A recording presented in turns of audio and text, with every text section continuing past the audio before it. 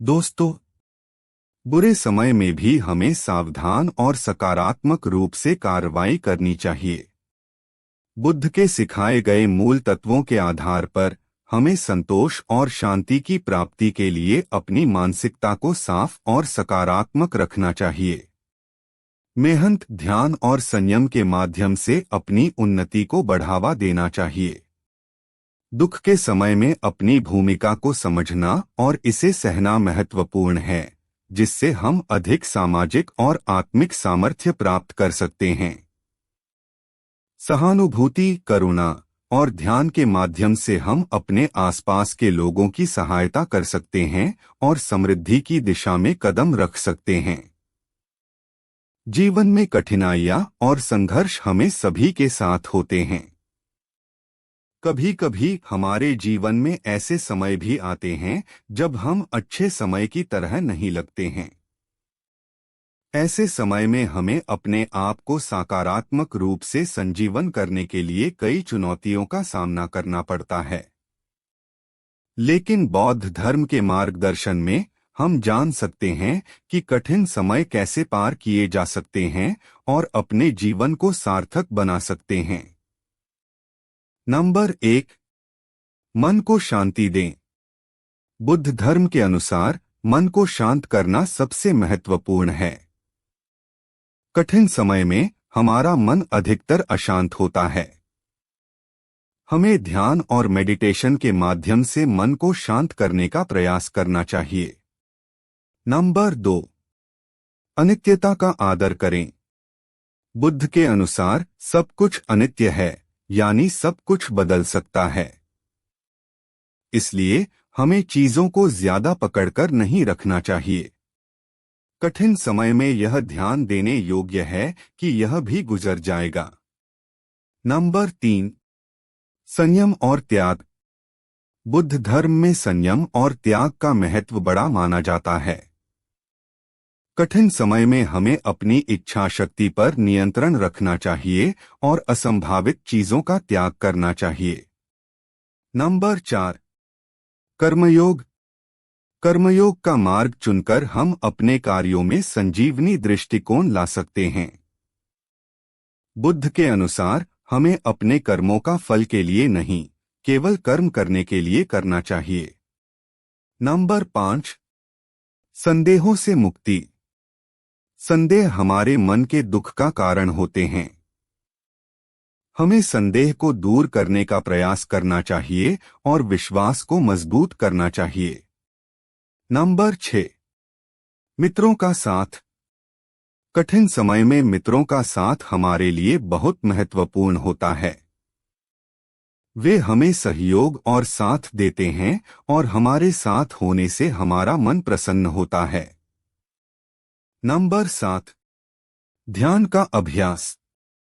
ध्यान का अभ्यास करने से हम अपने मन को शांति और स्थिरता प्राप्त कर सकते हैं।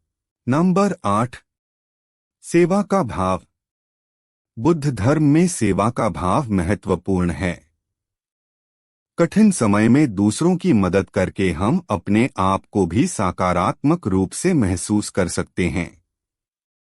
नंबर 9, सीखना और पुनर्मूल्यांकन।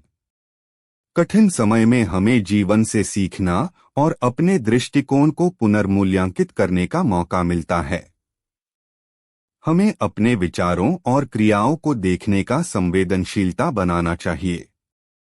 नंबर 10, पॉजिटिव विचारधारा। आत्मनिर्भर और सकारात्मक विचारधारा बनाना कठिन समय में जीत की कुंजी हो सकता है। हमें अपने आत्मसंवाद में पॉजिटिविटी को बढ़ावा देना चाहिए। नंबर 11, सांख्यिकी जीवन छोड़े। बुद्ध धर्म के अनुसार सांख्यिकी जीवन से मुक्त होकर हम अधिक सुख और शांति प्राप्त कर सकते हैं।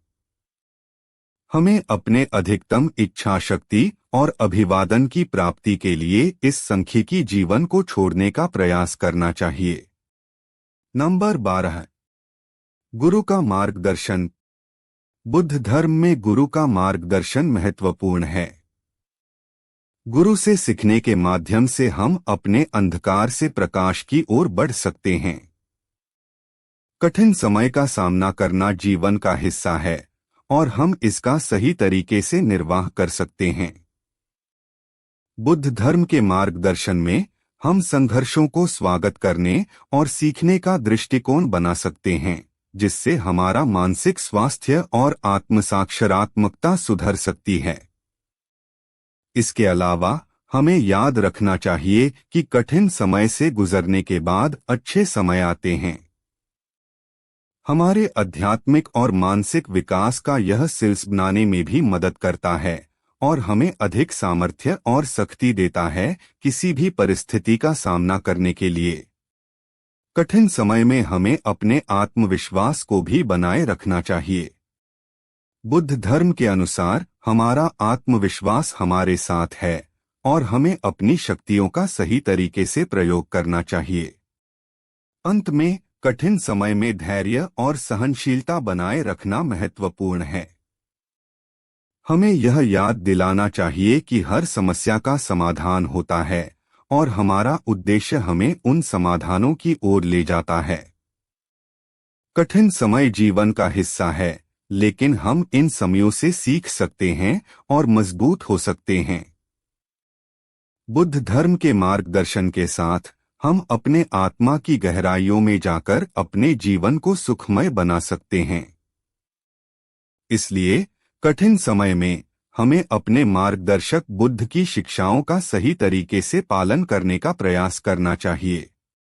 इन सिलसिले में हम अपने मानसिक स्वास्थ्य को बनाए रखकर और सकारात्मक दृष्टिकोण बनाकर कठिन समय का सामना कर सकते हैं और अपने जीवन को खुशी और समृद्धि से भर सकते हैं।